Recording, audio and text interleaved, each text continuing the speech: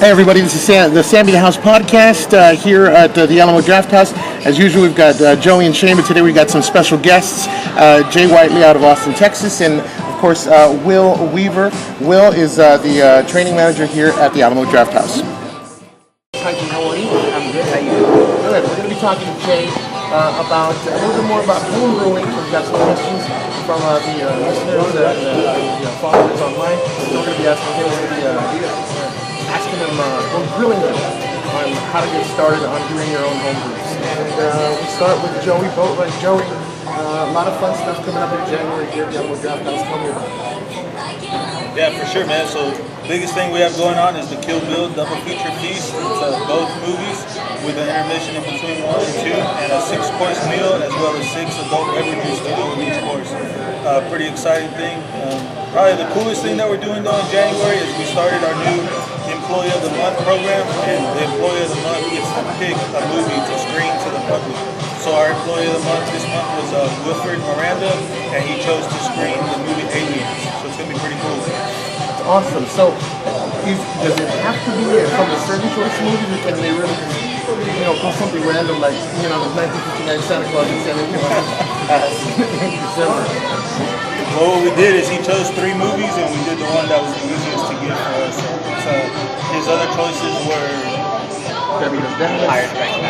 one of the Star Wars movies, and I want to say like Harold and Kumar or something. So I'm glad we went with Aliens.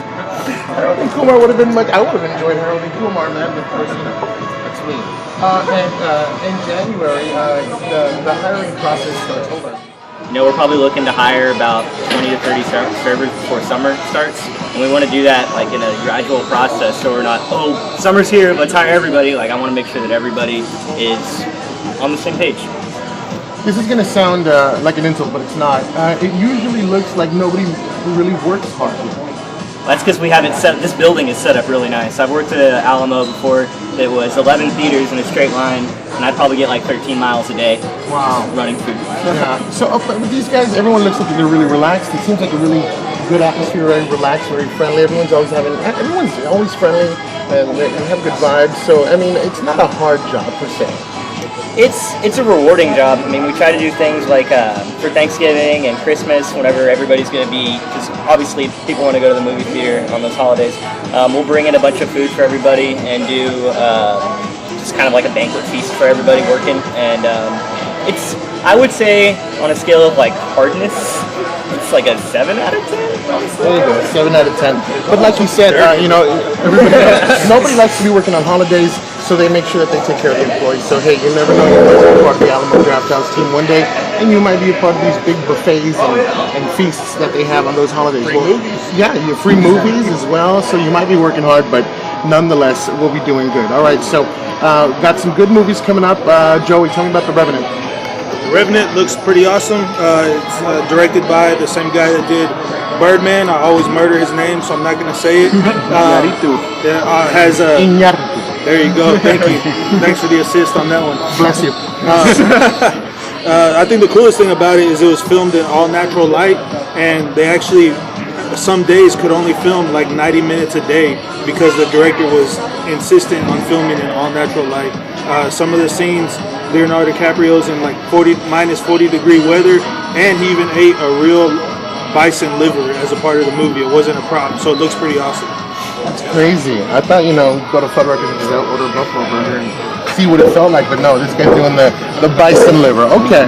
And so you guys just got through December. What was, out of all the holiday movies and holiday feasts that you guys had here with the public, what do you think, what did the best and what was the most fun to do? I'd say probably over the long stretch, Elf was probably the winner for the holiday. We showed it probably 6 or 7 times, I think. Every screening we had a spaghetti and maple syrup eating contest that was pretty fun to watch people do. So, I mean, our specialty programming is always fun, but the stuff in December is always real awesome. But Elf was the winner. There we go. So we're looking forward to True Romance, presented by Oscar Blues Brewery, and then of course the big show at the end of the month, the Kill Bill double feature. Each ticket is it's a really good value. We've got a pair of tickets to give away here on the Sammy The House podcast. We're going to give you guys more details coming up on that. But yeah, it's a $200 value, and it is awesome. So you guys are going to get the 2 movies, the 6-course meal, the 6 adult drinks. Obviously, this isn't for the kids. This is a date night movie. This is an investment.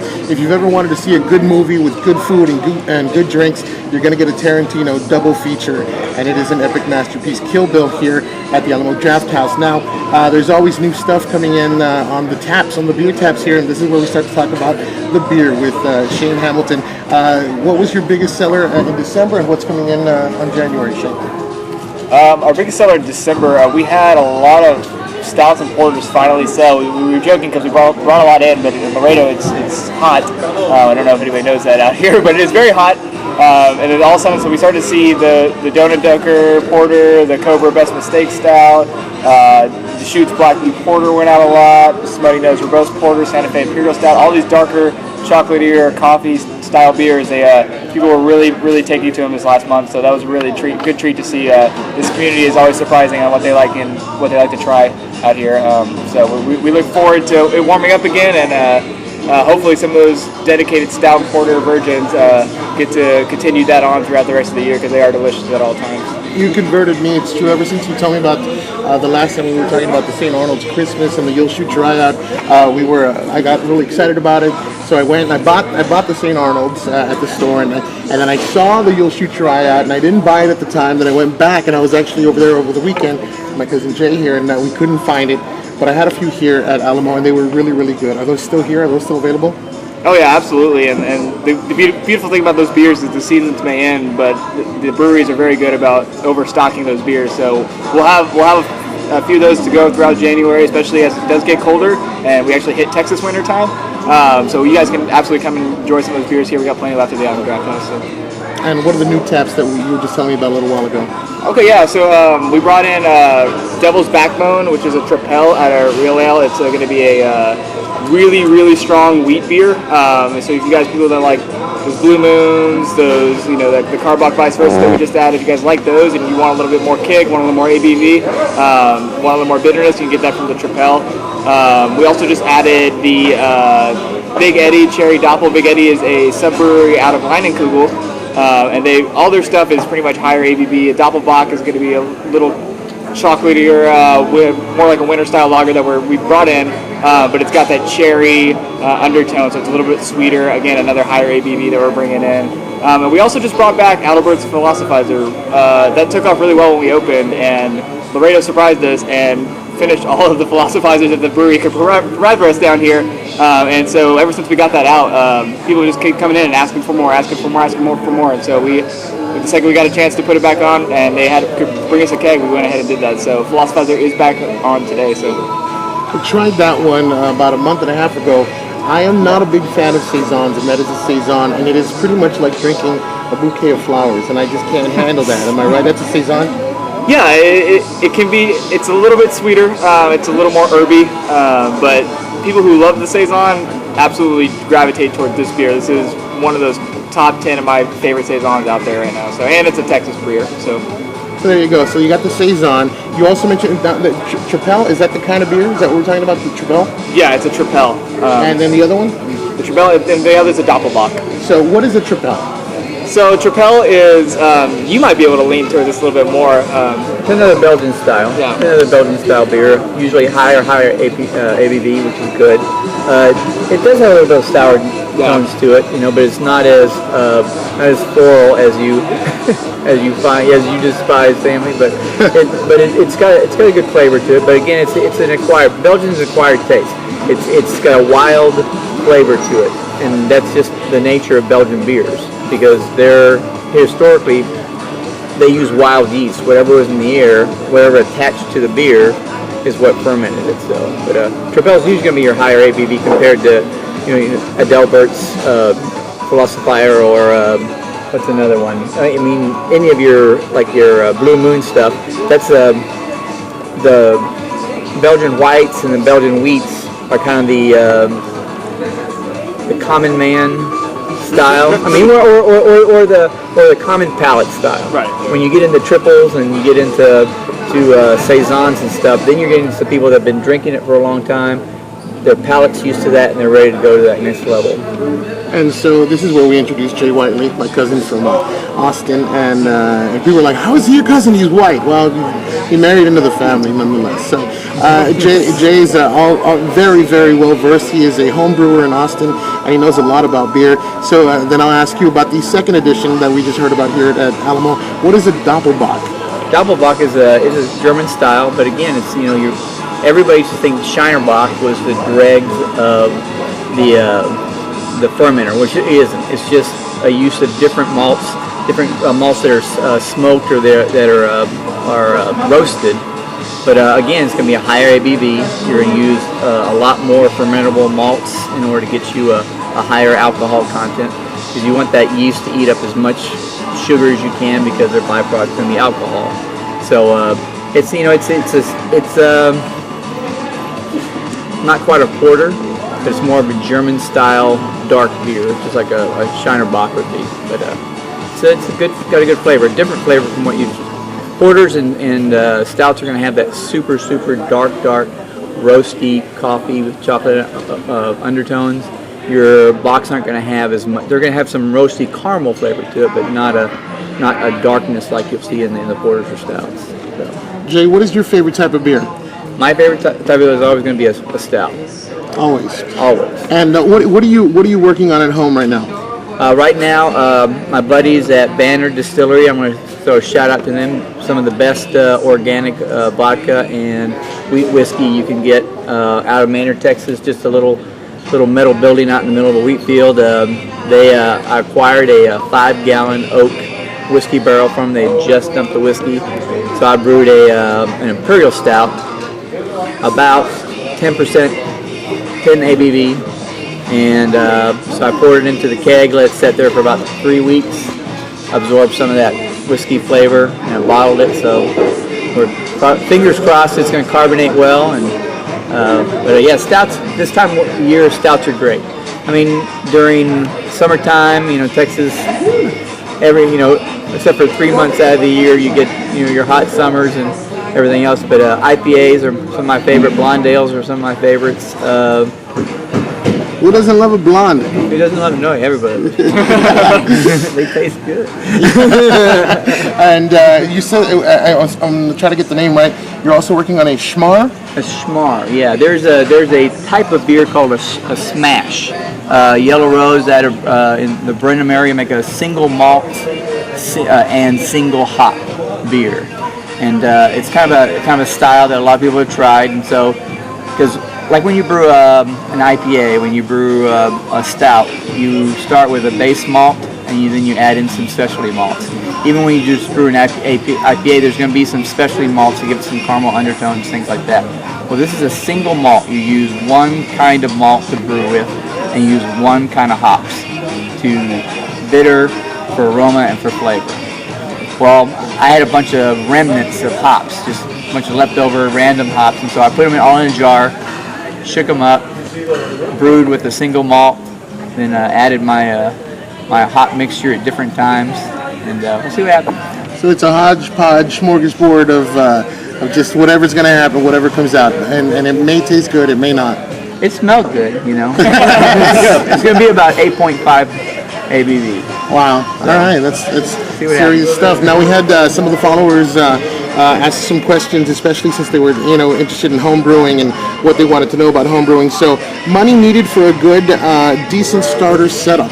Nothing too cheapo, but of course nothing too expensive. How much would you have to invest to start brewing at home? I mean, right now you can go to Craigslist. Because there are a lot of people that say, I want to get into home brewing, but it takes time, it's a time-consuming thing. And so you can get some good, decent homebrew setups for about $7,500. My suggestion, and I made this, it's still real popular. You buy fermenting buckets, plastic buckets. They're great for a while, but plastic scratches, you get some bacteria in there, and sanitation is super important. If you don't sanitize correctly, you're getting some weird off flavors in your beer. The problem with plastic buckets is that it's hard to get even in those nooks and crannies. So I've gone to all glass carboys, the big giant 6.5 gallon bottles. Those are easy to clean, And then I also have a stainless steel 7.5 gallon fermenter also. Those are easy. I see Shane and Joey over here. That just sounds good. Getting excited about it. But you can get a decent setup for about $75, $100. That's your blow off tubes, your hydrometers, bottle cappers, everything. And it's going to cost you, depending on what you make, for a 5-gallon batch, it costs you anywhere from $35 to $45 a batch. But you yield about 2.5 cases. If you're on like the stout I just brewed,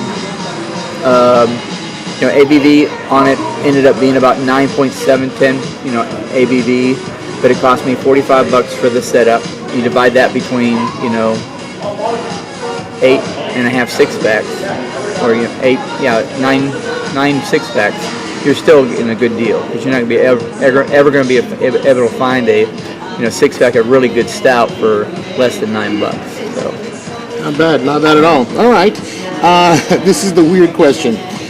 You're in mid 90-minute boil. Your gas runs out. It takes you about 30 minutes to go get gas. The wort sits. This is a very detailed question. Do you panic? Okay. Let's start with the same way we start when we talk about contraception. All right. Let's start with the preventative. Best thing to do, and I do this. I have a second propane tank, and I went down to Walmart and spent $8 on a gas gauge for my propane tank, so you know how much you got. So if I run out, I've got a second to spare. It's worth the investment. But Double wrapper. Prevention's the best medicine, brother. There you go. So that's the answer to that question. But then on the reality side, there wort. I mean, the thing is once you boil that wort, in order to be able to pitch your yeast, that means put your yeast in so it starts fermenting, you need to cool that wort down within about 20 minutes. We're talking going from 230 degrees to 70 degrees if you're brewing a stout, an IPA, or any kind of an ale. The longer it takes, the easier for random bacteria to infect your beer. I'd say I would boil another, at least another 10 minutes than what you normally boil. I'd cover it, try to keep as much heat in it as you can, but there's going to be a danger you might get some wild, random, infection. There you go. Double wrap it. Why does beer get skunky? Well, heavy ales, heavy hop beer. Hops are very sensitive to sunlight, which is why, like Newcastles and stuff, I don't understand why they have Newcastle in a clear bottle sometimes. But when you pour it into a glass, the sunlight can affect the hops. There's a chemical reaction that happens to it, so it can give you a kind of a weird off flavor. Your lower hop beers, you're not going to have that much effect on it, but it's the ones that are super, super hoppy. Also, you have to be careful what's skunky. I mean, a lot of people kind of throw skunky into everything, and beer's an acquired taste. Some cheese might taste bad to somebody, but that's actually the way it's supposed to taste. True. I mean, some characteristics of a beer, the novice might say, "Oh, that's a skunky flavor," and that's why I say when you start drinking craft beer, it's like weightlifting. Don't start out with 210 pounds. Start with something, work your way up, especially hoppy beer. Stouts and porters are different. If you drink milk stouts and things like that, which are sweeter, coffee, chocolate flavor, somebody can try a milk stout and say, man, this is great, and that's the first stout they've ever tried. Hoppy beers, you got to kind of work your way up to. Like my favorite hop beer is Stash, Independence. Quadruple hop. It's like a punch in the face, but I like that. But that wasn't my first IPA. I mean, I started out and worked my way up. Yeah, you didn't sneak that one in high school, did you? No, we drank elephant beer. I don't know if you remember elephant beer, and Dunkel Acker, Dunkel Acker is a German style And that some people might say that's a skunky beer, but no, really, that's just the flavor of it. That's what you were drinking in high school? Oh yeah, that and malt liquor. I think maybe some Schlitz or something. I don't know. All right, Lowenbrow. And we went over this a few episodes back with Shane. But beers that you prefer warm, or at least at room temperature. I mean, stouts and porters. Any beer really, you don't want. Coors and all them say, oh yeah, ice cold. Well, you don't want anything ice cold because you don't get any flavor. That's why you pour a good beer, let it kind of set for a while. I mean, porters and stouts are good about 55 degrees. Some stouts heavier. They'd be good at room temperature, which room temperature is 70 degrees. Me, 55 is pretty good. I don't want it super cold because again, you lose all that flavor. Another thing about craft beers, you got to pour it. You can't drink it out of the bottle. It needs that head development because what it does, it creates an effervescence, opens up the flavors a lot more, kind of like a wine does. Everybody needs head. Everybody needs head. A little head at least, Yeah, a little bit. All right, guys. It's been very informative. We've all had a lot of fun. I'm going to ask, does anyone have a question for me before we end the podcast? Anybody? New Year's resolution. A New Year's resolution. About 10 years ago, I made a resolution to never make a New Year's resolution again, and I've kept up with it. So I'm really good at that. No more New Year's resolutions for me ever. You know what? You should be fixing yourself all the time. You should always be improving yourself. You don't have to wait till January to improve yourself. Improve yourself every day. Every day become better than you were yesterday. That's my New Year's resolution, I guess. Thank you to Will. Thank you to Shane. Thank you to Joey. Thank you to Jay Whiteley out of Austin for answering these amazing questions. Does anyone else have a question maybe for Jay? I know you were here. You were just watching the whole time. Yeah. I mean, the biggest question I have, and the one thing I have trouble explaining to our bartender stuff is Play-Doh, like the measurement of the Play-Doh degrees. I used to not even care about any of that stuff. Right. All I care about really, and for me, there's two things I worry about now. I worry about specific gravity when I'm brewing, what I start out with, how much stuff is in the beer, in the stuff I brew, and how much alcohol I end up with. So, and ABV. I wouldn't worry about the Play-Doh stuff. I mean, most people aren't going to ask you about that. They're going to say, what's the alcohol content on this? And what are the major flavors of it. So, and I'm not well versed in the Play-Doh stuff. But, I mean, I can tell you what Lava Blonde is, which is different colors, but yeah. And this is why we call it beer snobs. Obviously, Shane wants the bartenders to know about Play-Doh, but not everyone's a beer snob, obviously. You can Google it.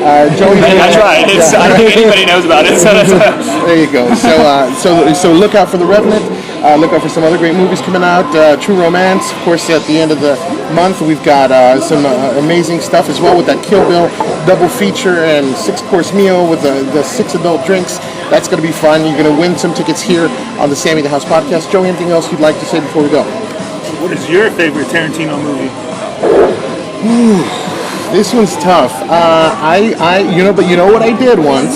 I got out of work early. I just snuck out of work early once, back when I worked somewhere, and I went and I lived close to my work, and I lived close to a movie theater. So I went home and I got a little party favor. I guess I don't know. I'm not gonna say what I did. I could have drank a beer. I could have not drank a beer before there was any beers in the theaters, or whatever. I went and I relaxed for a bit, and I sat at the matinee of Inglourious Bastards. Yes! Inglourious Bastards, and I sat there with a big old glass of Hawaiian punch or whatever they were serving there, and some popcorn, and I just watched them go from German to French to German to French to English, and I loved it. And I sat there like an idiot just watching Inglourious Bastards. So that's one of my favorite ever Tarantino movies. Done. You and me both, man. There we That's go. the correct answer. You should have seen the applause that I got when I said Inglourious Bastards. So good stuff. Tarantino, get ready for that. The Hateful Eight is also showing here at the Alamo Draft House. I'm looking forward to that movie as well. Who knows? Maybe I'll go home and relax and then come watch the movie over here as well. It'll be fun. I'm Sammy the House. This is the Sammy the House podcast.